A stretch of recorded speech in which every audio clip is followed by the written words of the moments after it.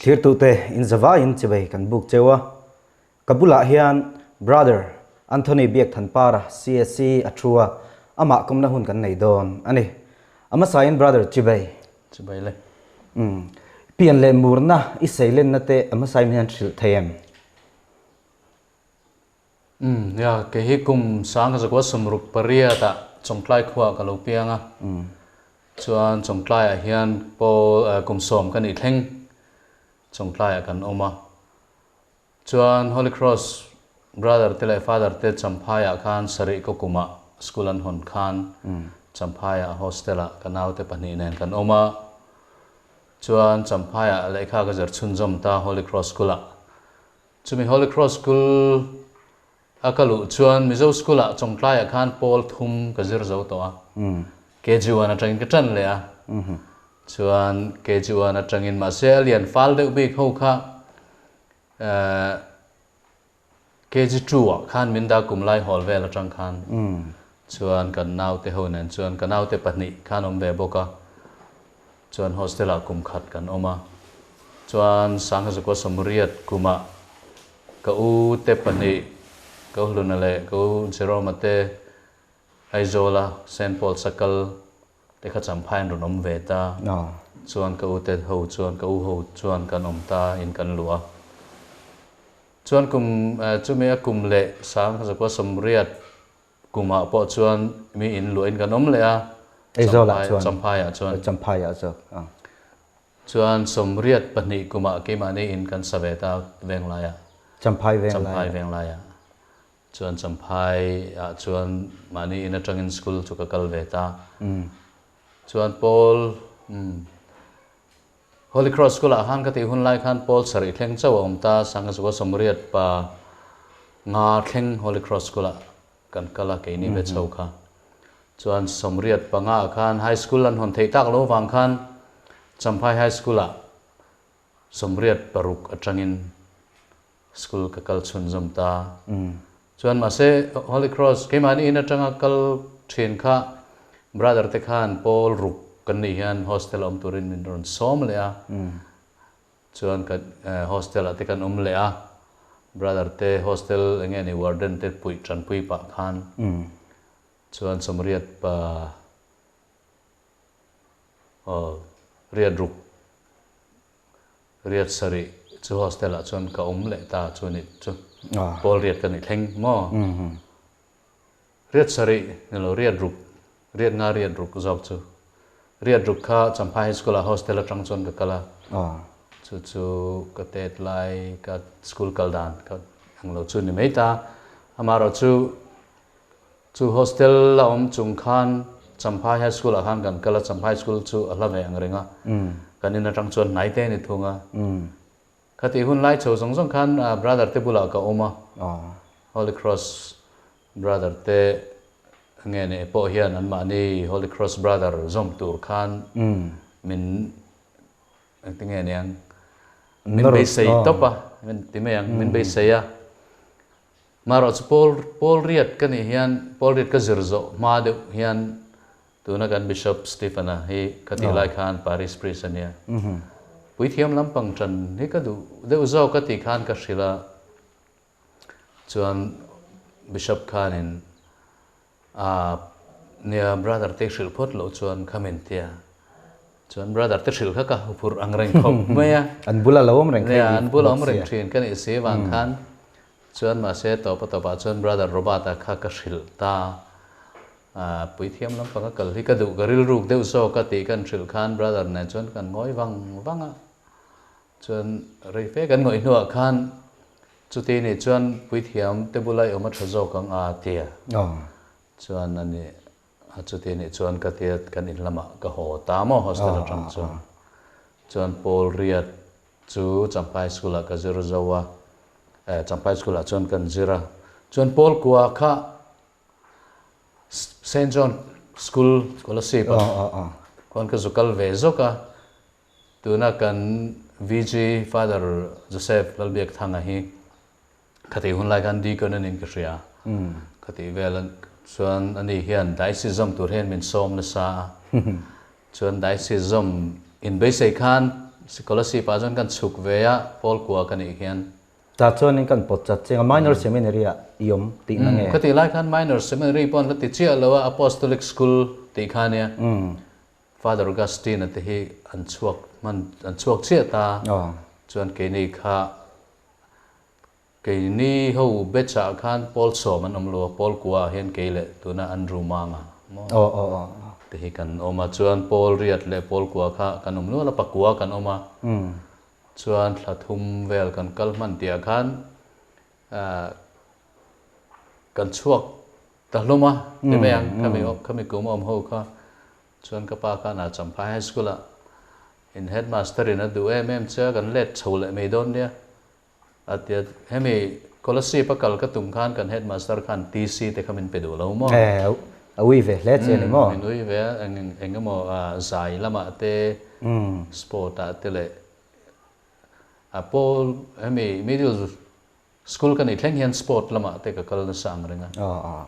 chuan zai lama hian Paul li kan ni vel atang hian guitar te ka lo per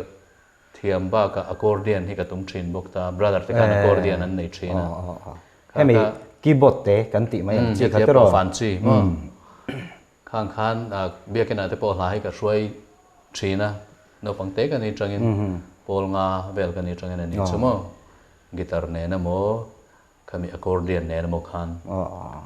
tiang khan zai lama te po school a te po khan solo nge ni engamo zai thu langa te solo tur te khan min ko ve train ber kha kan ni wang khan kan headmaster khan TC khamin pedu lo ni chuan ma se a lo la na headmaster charge la tu pu sarwala kan ti meya chuan min pe chu tianga scholarship pa chu kan ta ma se te khan ka na tur ni lo ni ang chu rei vak lawa khan kan nge ni kan chuak ta dial ta kata khan bi khan ni te khan nuam lowa te meang Father Thoma khan ya ti hun lai khan Father Thoma ka chen min du saklu tu ka ma se ke ma han bi ka mo khatiang kha anom lo wang khan kan chua vek kha kan rota wang khan kan chuak la vek ta mo chuan Champhai School abok ka le ta Paul kwa ka han chun jom le a Paul som kan thlengin chuan Paul som chu Champhai High School a sanga zuwa somriat pariat kuma ka zowa kha ani deu ri mai ka tet lai changa mo kan seilen chaudan a chuan ale angai nom hle mai kha Paul som thleng zirna in han bei chaudan po I atira tangin kha ngai nom matling ngal maya tin inu le pa le hei I pian pui unau te poi nei nge ya kha tuna khaliron soilang to a khang kha min han thil them tu na nge dam engza nge la ti te an chanchin tlang pui min han thil ta che nia kapa hi lina chuak nu na ania Catholic Ocean na hian catechist na sangka zakwa som ruk pahnia catechist la kania khati hun lai ka chon chingchi Paris kania chingchi Paris noi khan chuan catechist na kha sangka zak chu sangka zakwa som ruk pahnia changa som kwa paruk thleng catechist na thokania chuan kanu hi Helen lal hlimpui ania chuan kamnu hian sangni kuma min borol sana chuan kapa hi sangni som pati kuma aboral le thung boka chuan kanu naw hi pariat kanya pariat zinga palina kanita ke hi chuan kan upaber hi tlang nuama son an oma chuan ka u te pahni hi Champhaya khian ka u Victor biak hlun le Jerome biak remate Champhaya an oma chuan ke kanita ka changche hi Petera ania Peter biak luanga ani chuan borol san to ta anu pui fanau te fa pathuma nei ani pon chu Champhaya an oma chuan chumi Peter chang le a chuan meichia Meloni biak thang pui ama ni hi khozola apasal fanau te nen an oma chumi chang le chu John biak ming thanga ania John biak ming thanga hi enge ni music at epokal na sabe ani po ka pueng a Paul mara nge Paul nge nin din thin kha khanga te po khan an lead guitarist khan ni thina chuan ani khan in sangni patni kum khan min borol san boka chuan chumi nau le chu mai chia ani le ta biak Agnes biak nun moi ani po khozola pasal nei no ma pasal fanau tenen khozola khian an nom mek ale lo me kha chung ko hung tak mai nia tin e malama in han tar lan to khanin champhai thleng kha pol som kha izirta a ti chuanin pol som izo nu khanin khoi khoya tenge in han zir chau tan ti le e ka seminary a te po in juk oma e ti khan e brother te father te ni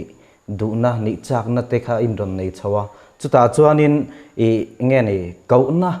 hei kauna kan ti mai ke ni chuan kauna i don dan e atlang puya kha te ain kai mai chau vekin ka ria khami han sil ta le ta che nia a champhaya school kal ka du vetlat na chan pakhat po kha kanau te pani kha kapa hian da tuma ma se kal ve du ka te tla ka pa khan yu pato ilian to se kg1 tan le nga ya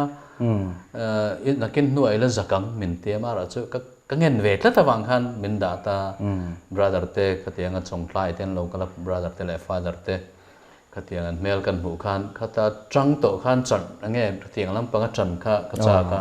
ma se chu ka soyangan pol riat kan zo don pol riat ka zo ma khan brother lam ai father lam chan ka chak thu ka soi khamo chuan kolasi pa te kan om thlave ta kha ne chuan kolasi pa tanga ka hole ta kha pol kwa kha champhai kan zir chun zom le a khata khan hetiang lam panga kal le na kha ril ru po kha nei to chuang lowa khovel ve de win kom ti mayang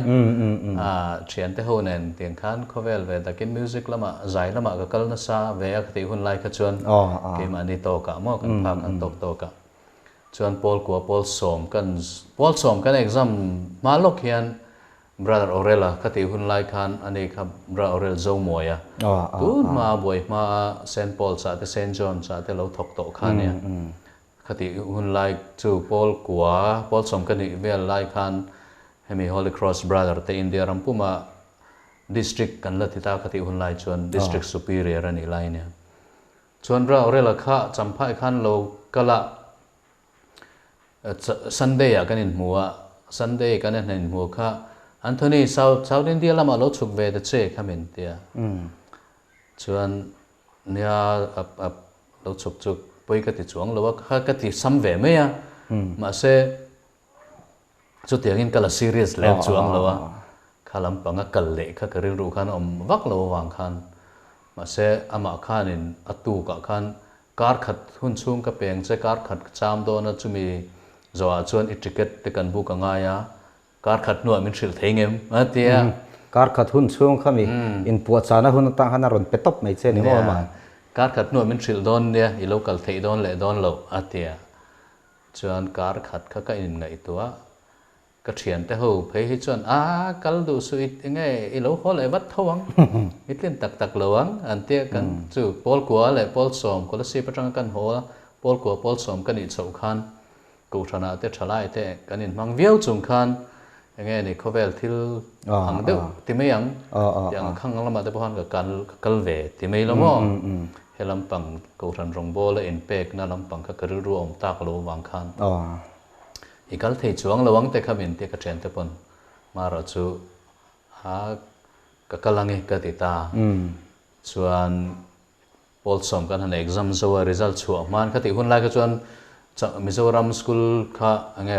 January to December pop bang kha atiang ani wang khan November kha exam kan chana December agan zo chuan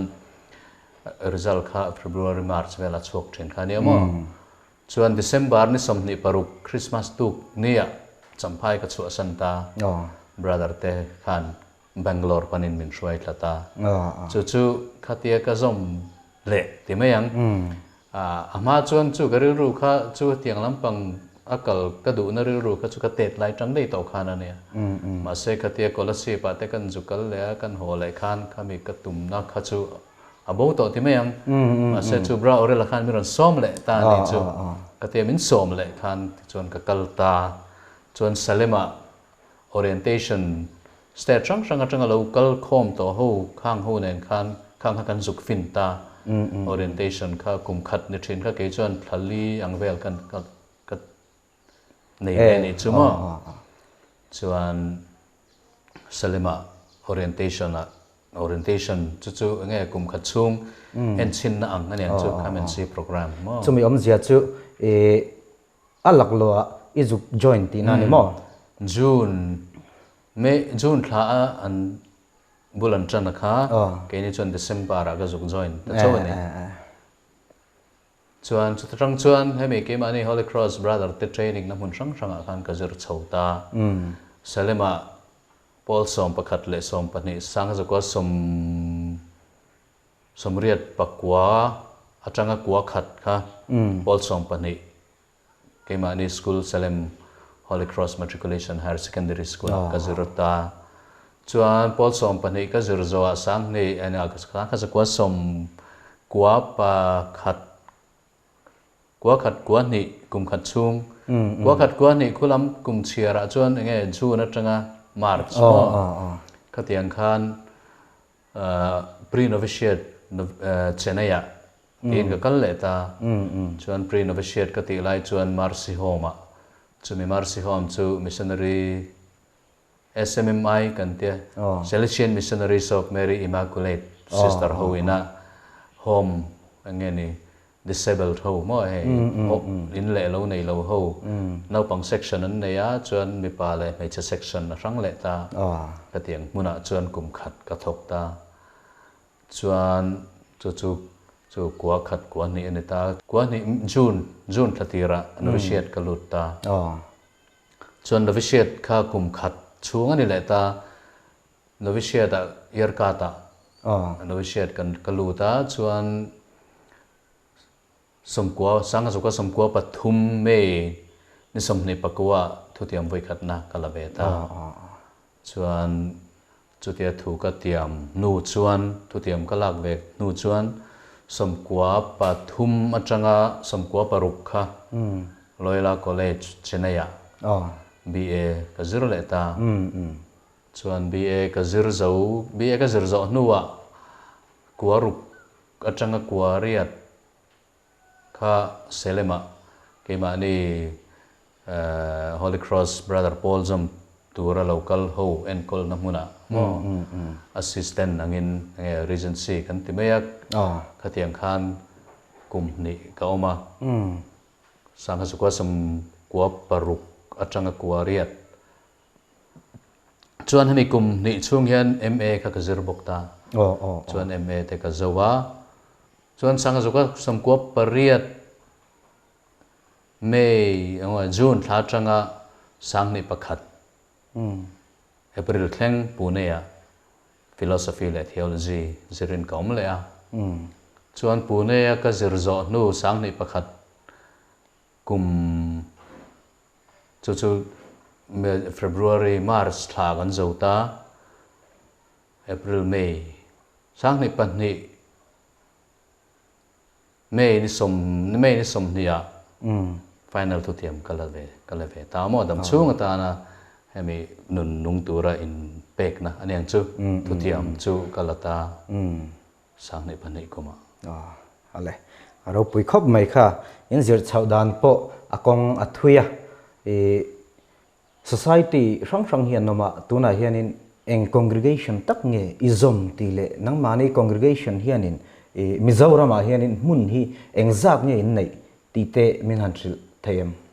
ya kan congregation hi Holy Cross congregation kan nia chuan hemi Holy Cross congregation a hian brother le father te kanom ta chuan ke hi brother lampang kanita the brothers of Holy Cross kanintia chuan fathers of Holy Cross anom boka chuan congregation khata khan society pani kan oma ma se chu me society pani chu enge superior general chu a common in kan nei ta mo superior general pakhat nuaya brother te hian province rang kan neya chuan father ten province rang an nei bokta chuan India rama hian ke ni Holy Cross brother te chu province khat chau kan nia chuan Mizoram hi chuan Champhaya le helai ami Thuampui Aizawl hemi pani hi kan nei anita chuan Holy Cross father te hi an ni hi chuan in champhai khozol le aizol a hian zuang tui a son an awm bawk amo hemi pathum hi Mizoram a chuan an neia chuan north east a hi chuan Holy Cross Father te hi Agartala Tripura khuan an in zar phara Tripura le Meghalaya te chuan Arunachala te tiang khan ke ni brother te hi chu Mizoram a chau hian kan awm north east a hian chuan abak chu South India lama Karnataka kan neia Tamil Nadu a kan neia chuan chumi hemi state pahnih he ni deuh mai brother lampang hi chu kan thanem vak lo mo chuan Holy Cross congregation han seita ka chuan Mizoram te po Holy Cross ina an Catholic ko than hiron din an nita timela han Holy Cross missionary te kha Catholic father te le brother te kha aron chuak masan nia tuna hey Saint Paul ste Saint John ste Saint Peter chingchip hemi pathum te po Holy Cross father te le brother te na an ron din anita kati hun lai khan chingchip pa mo chingchip chu chakilam notice hemi nge Mizoram chaklam pangjong kha chingchip bial kha kan nia Holy Cross kha Bangladesh an oma chu Bangladesh kha kan community congregation hi friends rama imchan bulchan kan nita chuan friends rama father kemania brother te ho big hi sangka zakwa sangka sari som kwa panga khan father dujare kan tia chuan chumi chuan in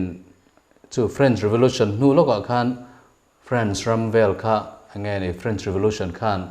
a deng chen em ta kum ram le nge khateng school te chuan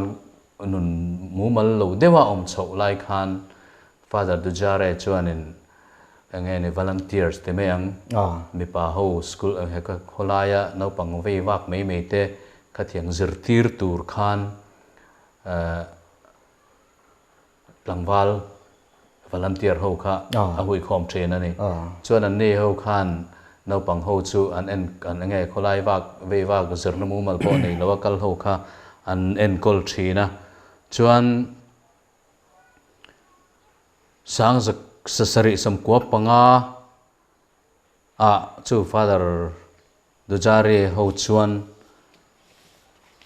tiang khan nge ni no pang en kolin ka tiang khan an oma sang kha zariat paruk father dujare chu pui thiam anam nge ani chhota chuan chumi nu lok kum sang kha zariat som ni ami Saint Joseph brother Paul chu zom adin ta chuan ke ni Holy Cross brother te chu atira chuan chu Saint Joseph brother ti chu kan nita kum zani chuang kan ni ve to ni chumo brother te bi ka kha chuan sang kha zariat som ni atang khan chumi brother Paul brother of Saint Joseph in the ho chuan tiang khan school ten en kola chuan ma se father dujare khatia lo upatak nuwa khan en kol lei thei tak lo nuwa father moro kan founder mo Holy Cross Paul din tu kan ti tak bera chu ani hena khan nge ni en kol brothers of Saint Joseph te en kol turin thu nei na peta chuan an chong ta chumi Holy Cross brother te Saint Joseph brother te en kol ma hian father moro po khan auxiliary priest antia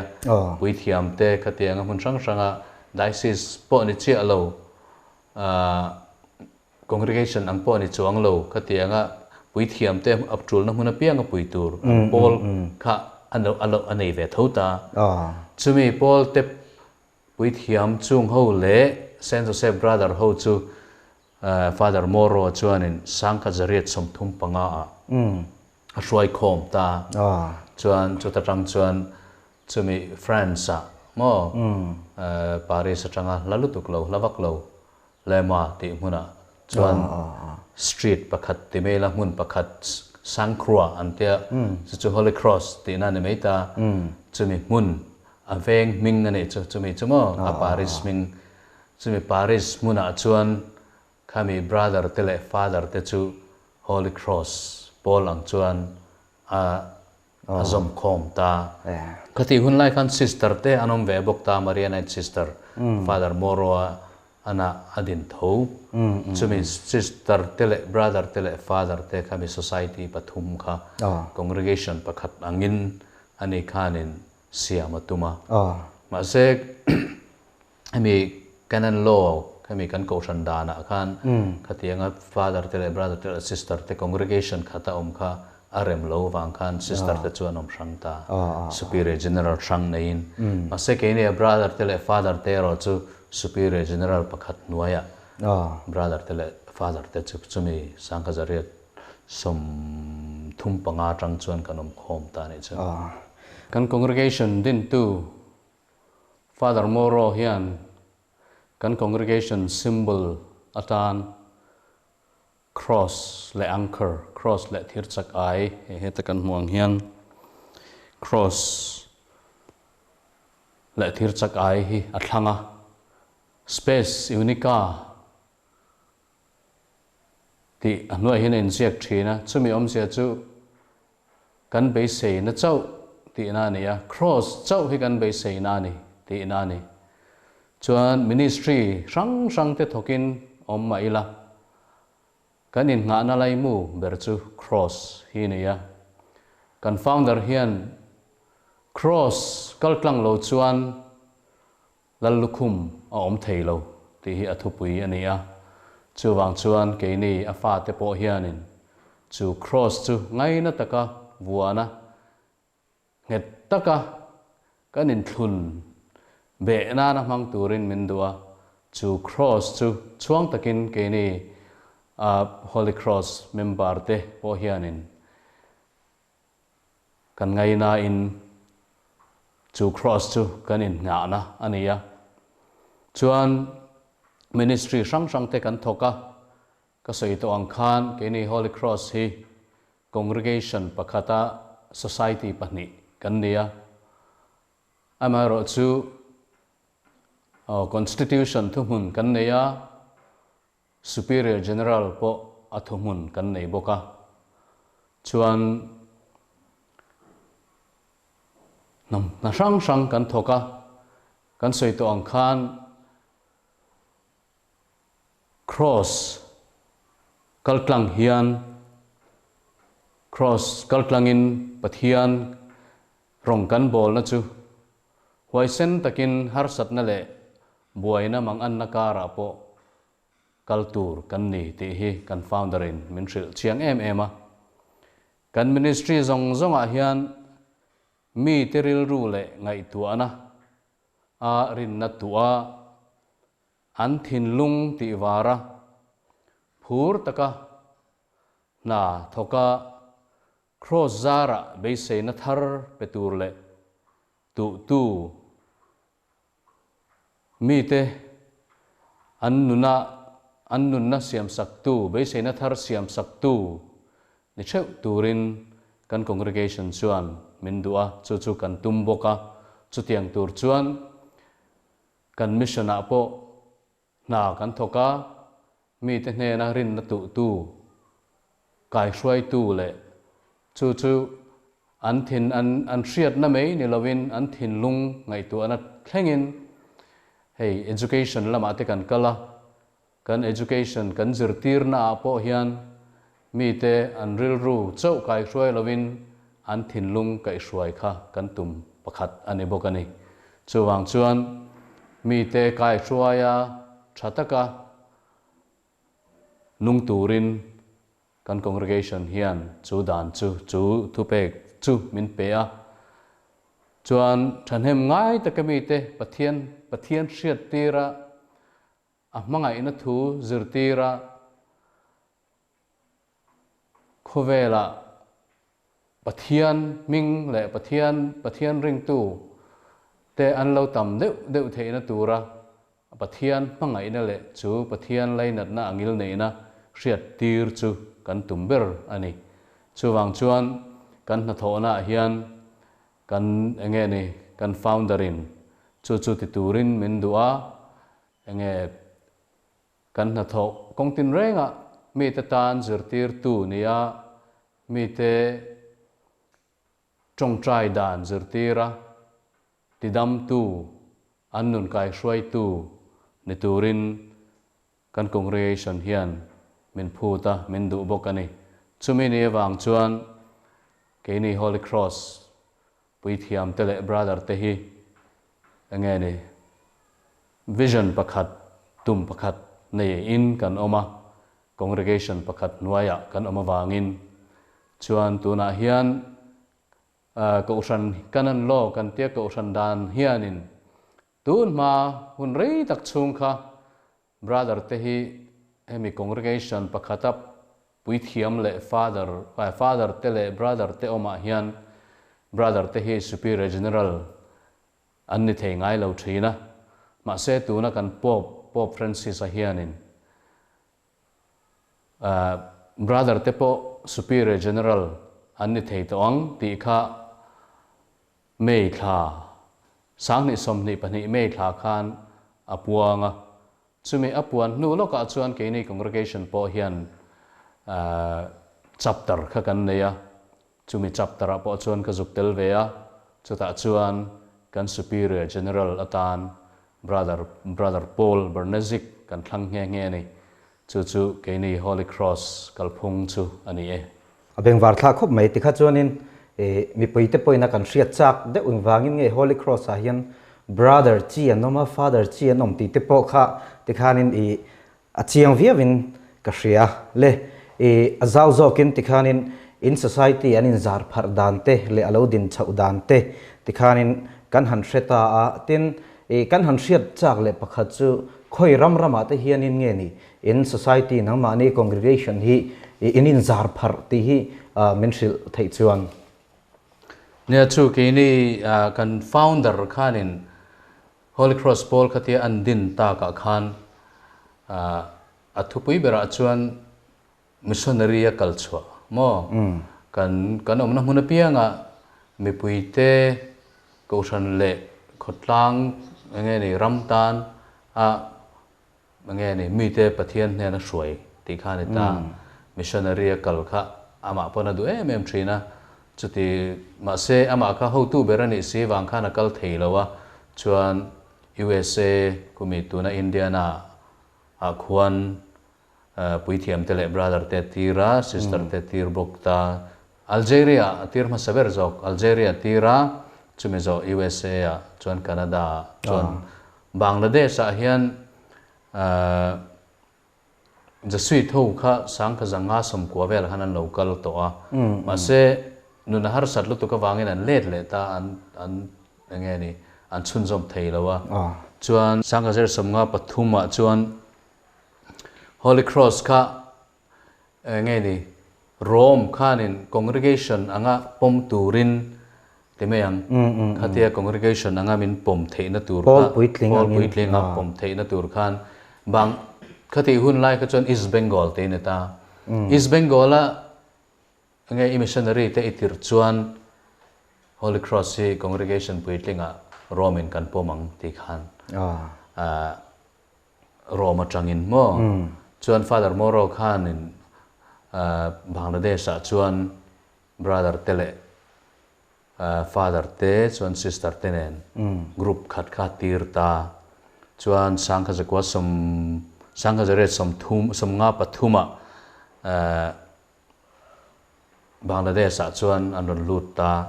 chuan chutarang chuan Bangladesh atangin Bangladesh an in ben bel fe nuwa helai nge ni Mizoram te po anron chuang chuak ta Mizoram te Meghalaya te Tripura te khati hun lai kha chuan East Bengal te ni ta chuan chu ni ta chuan ram danga hian tu na hian ram som paruk vela kan zar par mek ta chung ram chu in alphabetical order kan da chuan Bangladesh anita chuan Brazil Canada Chile chuan France Ghana Haiti India Italy Kenya Mexico Peru Philippines le Tanzania Uganda le United States hengram som paruk ma then kan thok mek ta mo tun ma chuan Rwanda te Nepal te pan lo om to thina chuan ange ni mun ram som ni pakhat vela kan om thina ma se khang ram tu na om tak lo na mun te kan nei ta tu na chuan som paru tai ka ria ta chuan kan om mek ta tu na hian New Papua New Guinea hian kan tum le mek bok ta mo chumi kal tur po chuan helai thokrang thin Father Thomas John apo hi ai bevea ani ho hian ani hi superior ni turin tun August thla hian in ka ria an bulan chandon bok ta aro pui khop mai kha nia hey Brothers of Holy Cross tile Fathers of Holy Cross ti kha namani congregation khan society pahni kha thu kha men thil ta chuanin in vision le in mission hi ai in ang rengem ti kha min han thil thai chuan thlir tu mi puiten kan hrechiak in karing nia in ang reng constitution pakhat mang kan ta kan constitution a chuan kan founder ina atum bera chuan chu educating the heart and the mind ti kha anita zirna lama chuan zirna lam kan enge ni zirna lama kan kal na sata education lama te mo chuan khovel mishing te pathian thu hriat tir le ringlo mi te po pathian he na hruai kha atum ber chuan ta pathian he na atam the ang ber mi pathian thu hrila zirtir a hruai chuan ange ni trong trai na te pathian thu soi na te le ti dam na te chu tiang thok tur chuan khami pathum kha teaching praying and healing ti kha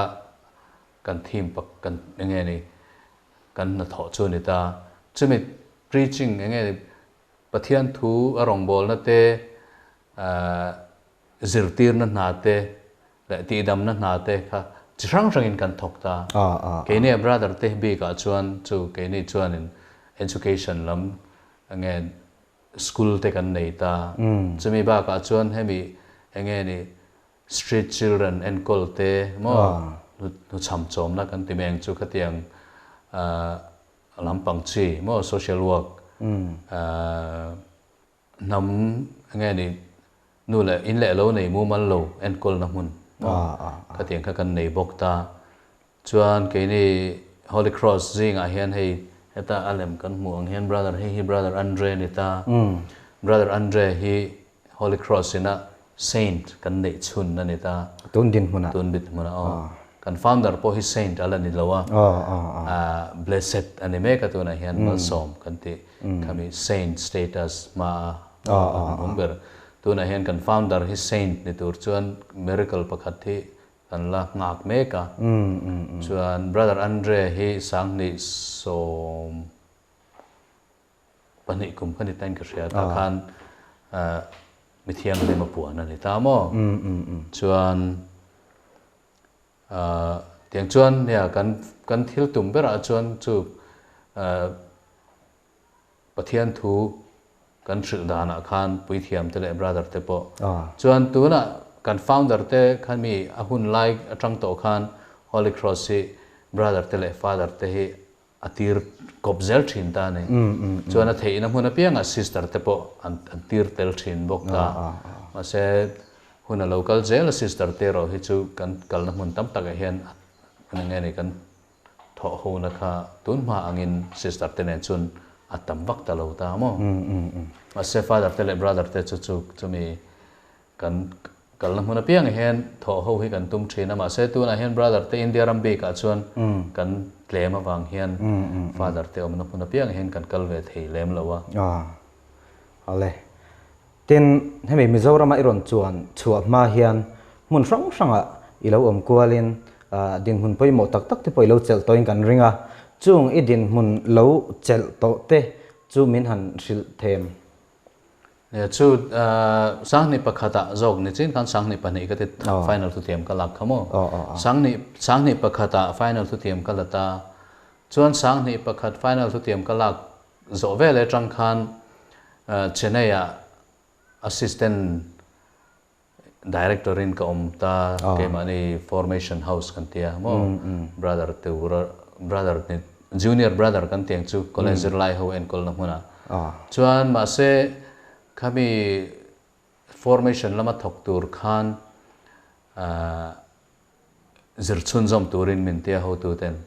counseling te le nge interpersonal relationship hemi no pang ho enkol thiam turin te meng mo khatiang zirna khan chutiang chuan Bangalore PRH course te ka zira thakhat chung chuan Pune ya thlathum ka om le a NVSC ya Pune ya khan counseling short course te ka zir le ta chumi chung chuan Honavara superior in ko ombok ta mo Honavar chu kan mun pakhat hemi engene school dropout te kan enkol na mun ani ta chumi ba ka chuan ITI kan tia enge technical lampang zirna mun kan nei na mun ani bok ta mo ta chuan superior in ko oma chumi kum khat chung chu ta chuan sangni pakhat chung chu ko om ta chuan sangni pani tang khan Chennai director in kan junior brother enge thutiam lave to ma se college July ho en kolin ka om ta chu ta chuan sangni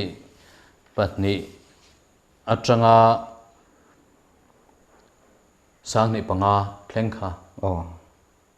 Chennai chuan director chuan ka om ta chuan sangni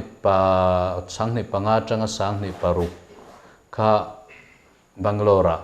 min son phele ta chuta chuan director thawin kan brother te junior brother ho philosophy theology zirlai ho en kolin ka om le a chuan chumi nuwa sangni paru ka tanga sangni pariat kha naupang hemi enge street boys ho en kol na huna directorin ka ombok ta chuan hemi chung sangni pania tanga sangni pariat sangni pakwa thleng ani zau kang chu sangni pakwa March thla thleng hemi hun chung hian council member kani thin ta council member a khan formation le vocation promotion coordinator in ka ombok ta chuan chumi a council member kan han ti chuan hemi engeni kan au tu be rakha district kan ne chun vicarate kan ni chole ta mo chuan khanga engeni a thunei tu ve de te meng kan ho tu te tran pui tu mo ro rel pola ani chu tiang khan chumi kum sari chung chu ka om ve bok ta mo chuan sangni pakwa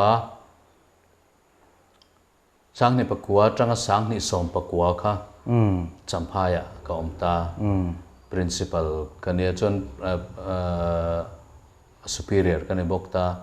superior he kan constitution a dana kumriat ai rei azonin ani theilowa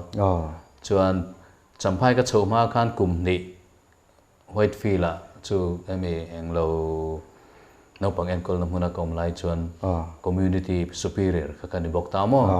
chumi kumni kani to wang khan champhai khan khami kha kalau exit man tre pati mai na kan ho tu ten an han thchianga a kumriat ai rei superior ani theilo midang an ni angai an tia chuan principal na ka chu khatianga enge fix kha om chuang lawa sangni pakwa tanga sangni som pakwa kha champhaya principal na chu ka thok tamo chuan kumruk chung kha superior kani boka abak tang kumli kha chu brother Dominica kha superior an ni reivak lo chuan min thi sanawang khan brother Niana ma kha superior khani bok ta mo ma se a principal school's principal ero kha chu ke ma kha kani tluana ka om chung jong khan chuan sangni som pakwa sangni som pariat kum kha ka silver jubilee kumania khami silver jubilee kuma khan ke ma ni brother hobi ka hian enge silver jubilee gift kan timeya ramthiang lim atlin azin le ke ma ni kan congregation lo in bulin channa France lema khomi ngene chumi munakal le Canada kan mithiang lim hemi brother Andrea omna mun mo Notre Dame of Holy Cross ti muna kwan Saint Joseph Oratory kan tia Canada chuan nge mi zin ve wa kena an tlo tam ve ber na hun Saint Joseph Oratory Saint Joseph riat reng na na biakin lian pui brother hina asak ama hoan sak kan yang chu ta chuan kal na chan kha kan nei ni chu me kal tur chuan champhai tang khan kar ka nge Bangalore min son thata chuan ma sabbatical year kan ti bok ta sabbatical kha kala bok ta ma ni in toi thar na hun na tan chuan ram thiang lim ko mi Israel ko mi ange ni ram thiang lim package kami kal ho ang kha ka zom ta mo in chipa te kan kala chuan Jordana Palestine le Israel khatiang chung vel juk fan na khan chumi chu ka kal mana chuan karon ho le a Canada kal tura ka in po cha mek line covid han min nang ching ta chuan Canada ka kal khachu ka thei ka kal thei ta lo ta chuan Bangalore ti khan Whitefield a sangni pakhat sangni som pakwa tang sangni pakhat chu kan le a sangni somni pakhat sangni som pakwa tang somni pakhat chuan somni pakhat September thla tangin selema kan school pakhata a heta ik enge ni sabbatical it thilti turte ti thei chuang si lo Salem School vapui meiro mentia vice principal le administrator turin Salem a chuan ka phele ta mo chuta chuan sang ni som ni pani thleng vice principal kania chuan kum khat rewak lo kha superior na ka chel bok ta chuan administrator hemi a poisa lama sumlam en kol tu kan kam bok ta mo chuan sang ni som ni pani khan cham hemelai aizola ang turin karon chole ta July tha a tun thlengin kala om ta helai chuan ale chuan heti hun chung chu sang ni som ni pa ni khan kan ke mani brother te bi ka province a kan min hlang kai ve ta sang ni som ni pathum January thla tang khan mo chuan sang ni som ni pa ni atanga sang ni som ni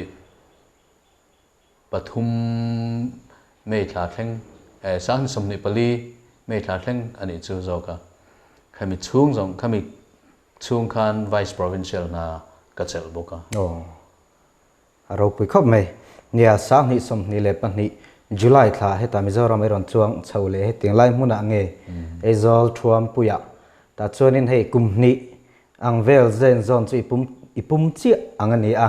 ta chuanin enge thuam puya hianin eng na ber nge in tho ti kha Mizoram chungbi ka hin hemi tuna thuam puin omna hian kha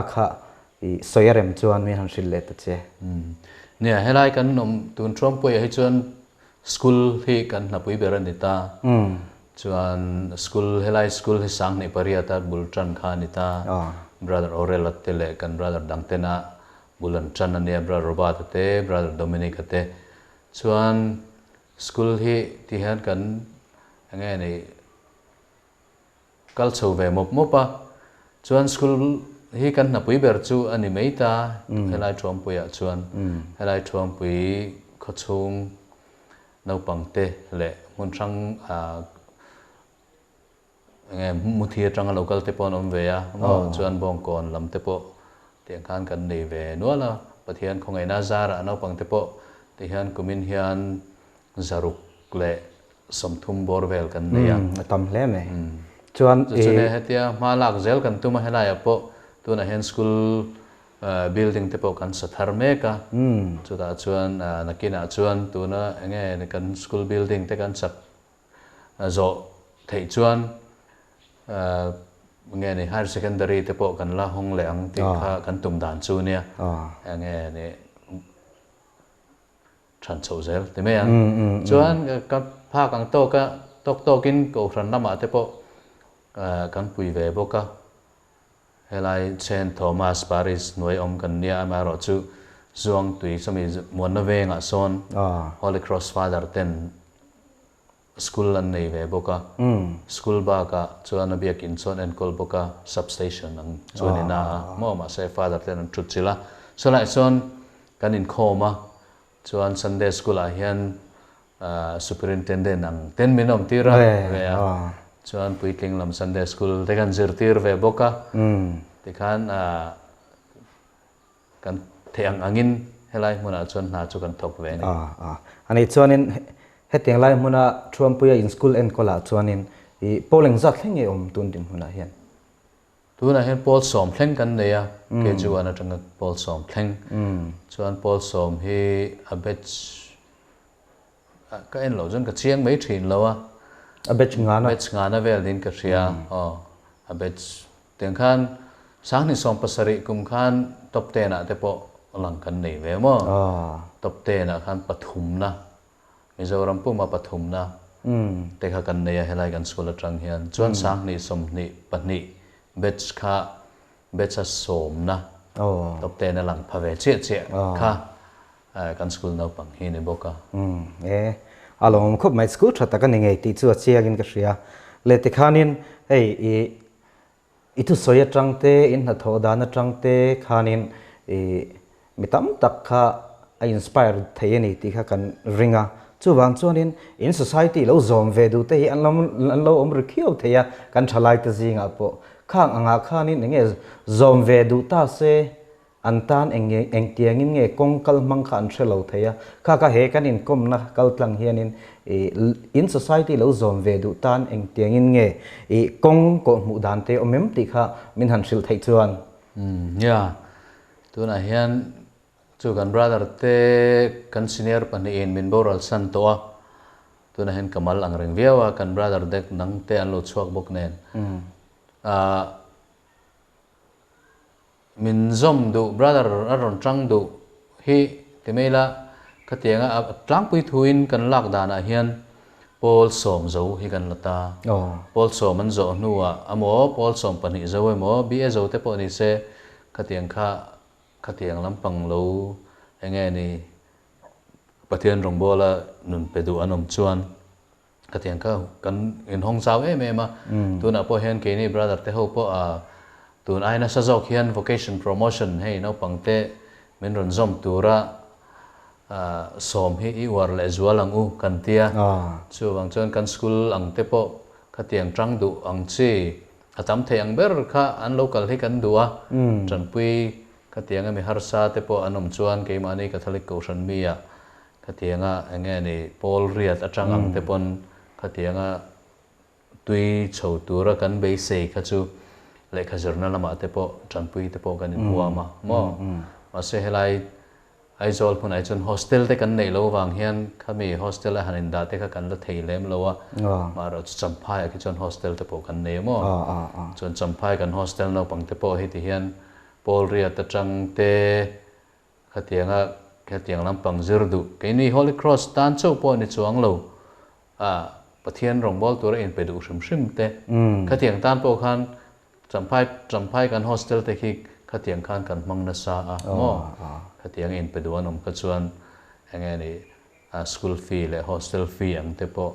tiang khan mi tang pui hi kan nga thin vocation promotion lama po in kal na sa le kan tuma enge ni a brother lam hi kan kal kai ke ni hi Mizoram taka hian ka wak chuak tam lo ke ma thiam lo te po ni anga mun sang a te po khatiang mi soma kalkwal tur hi kania ama ro chu ne dam lo na ten min han tlang bok vel bok nen hian ka du angin ka kal lei thei lo ba ka helai hian kan in dai lo ve ma brother patni kan chung hian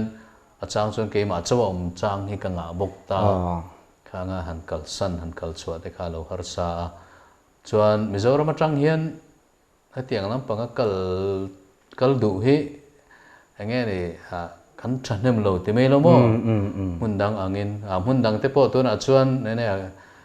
mitam takin tun ma fa pangatal paruktal ti ang nei kha ani to wak lo mundang a pe chuan pakhat te mon ne atam bera patni chuwang chuan vocation hi atlania ma ko thana hin shrimin ma ro chu khát tiếng ca ra po khan adu chu an ron om ve le mấy zel boka khang a khan tam thai ang bir hin min ron zom se kan dua chu tiếng tur chuan Catholic nu le pa le thalai te po in nge ni khát tiếng ang lampang a trăng du om in ria te mo in khát tiếng kha be se ang ang deuh in nei kha chuan min ron thil ula mo min kong ula ke nin ma kan lo lak puyang ti kha ka sei dua tom le zuala rong bol tu kan nei na ale ti khanin kan rol thar le kan thalai te Holy Cross Congregation na Brothers of Holy Cross zom du garamani chuan eng tiklai poin hei heta eizola thuam puya brother Antonia awma ani hi betlangila ani hianin kongeng kimalo ko mu mei don cheuni ole tikhanin hei zirna lampanga hianin in kalna ti kan lo hria a tin in main mission po ani bokka ta chuanin India rama po hianin college thatak tak te po in lo naya chung te po chu mi puite hria ta te po han soiri ki thain ka hria a chung in college lo nei te po chu min han thil thei chuan India ram big hi chuan Kenya brother te tak hi chuan in college chu kan nei lowa ma se higher secondary thleng ang mo nia chuan school hi Tamil Nadu kumi Salem ma khuan Pathum kan neya khuta khuan nge higher secondary thleng kan nei ta kan school pakhata po khuan nge school na pangsang li chuang mo na ani de veka atpali khuan chuan Whitefield a kan nei boka higher secondary le junior college santia khu kan nei boka chuan Honavara ITI kan nei bok ta mo chuan college hi Holy Cross Father te hian Agartala khuan Holy Cross College an kan neya khuta po khuan an nge ni bultan na la rei vak lowa amaro chu tu na po khuan na pangchu an than hem to khop mai an ar la rei lo ngai to in mo chuan khovel pum anga chuan khovel anga han lara chuan khovel hemi nge ni Indiana College kan tia Indiana Notre Dame of Holy Cross Notre Dame University kan tia mo University somni panga khovel a thlan chu azinga tel phave ne khu alo pui hle me ya chuan Bangladesh a khuan college Notre Dame College kan nei boka chuan school hi chu kan nga mai mun rang a mo chuan Canada te le United States mun rang a khuan college St. Edward College te Holy Cross College te tiang kha kan nei boka chung chu azerna lama chuan chung chu ani de mai Paris a khuan a boka mo ma se Paris ami te khu chu Holy Cross bulchan ni ma se Holy Cross in an enkol chia to lo te mela trust in an enkol to chuan ma se Holy Cross brother remo father remo kha chairman chun ni je tho ta mo ale ro pui khop meya kha in rong bol na te in na tho te pathianin ale tam taka tun ayan so ko mala som je au thei nan cheu du sakna kan hlana in kom na hun tha tak min pe ka wangin chunga lom thu kan sei ni e ke po kalom lu tu ke hun cha min pe a le